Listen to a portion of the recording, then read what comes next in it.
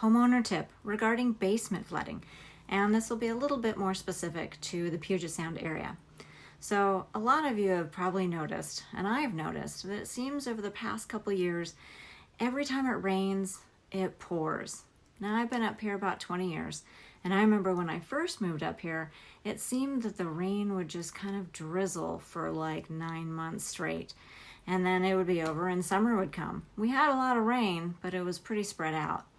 Now it feels like the rain is coming in huge downpours, and we've had a number of those in the last year or so.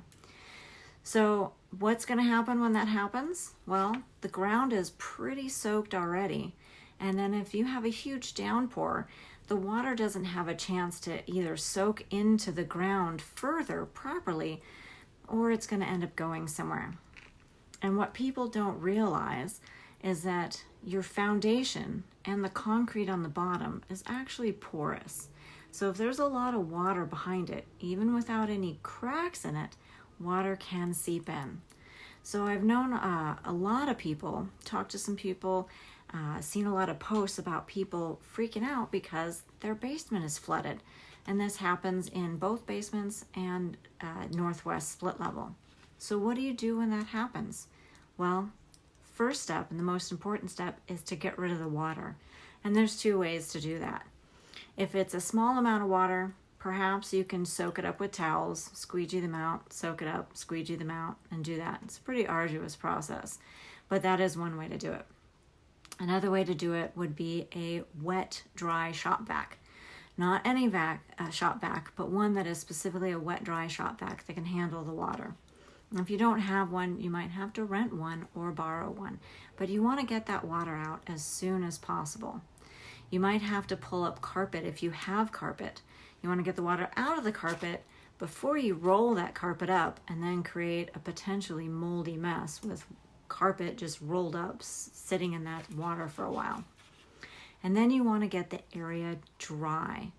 And how you do that is with some huge fans, not just your little living room fan, but an industrial size fan, and with a dehumidifier.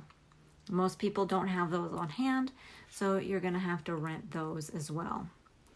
So get that area dry, and it might be a process of drying that while you're getting more water out if the rain continues. So once you've got the area dry, now you need to assess the damage. How much damage has been done by the water? Do you have hardwood floors and it's ruined those? Is the carpet something that can be rolled back if dried out, or do you need to replace the carpet? And the big one is the drywall. If you can stick your finger into the drywall, or you can see it make a dent when you push into it, you've got wet drywall, and that needs to be removed as soon as possible. Otherwise, it's going to get moldy. And you want to have a professional come out and do that for you. Otherwise, it's going to be harder to replace the drywall afterward. So once you get that drywall cut, you want the area behind it to be dried out as well. So that means keeping those fans on the area that's behind the drywall. After that, then you can remediate the situation with new flooring, new carpet, new drywall. But what's most important is following that, you need to have out a company who can assess the water flow around your house. That could mean, do you need to put in a French drain? It could mean regrading the soil so it's going to flow away from the house instead of toward the house.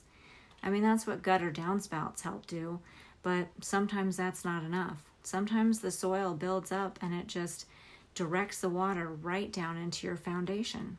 So you want to have that assessed by a professional company that specializes in water flow around your house. So I think it's going to keep happening in this area. We're going to have some big, huge downpours. And when we have big, huge downpours, people's basements are going to flood.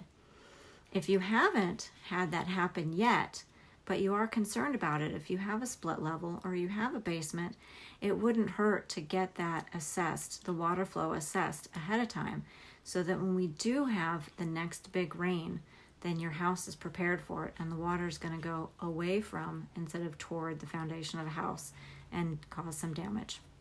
So it seems like a simple thing to do, but it's not. There's a lot of steps and a lot of things to make sure that that is taken care of.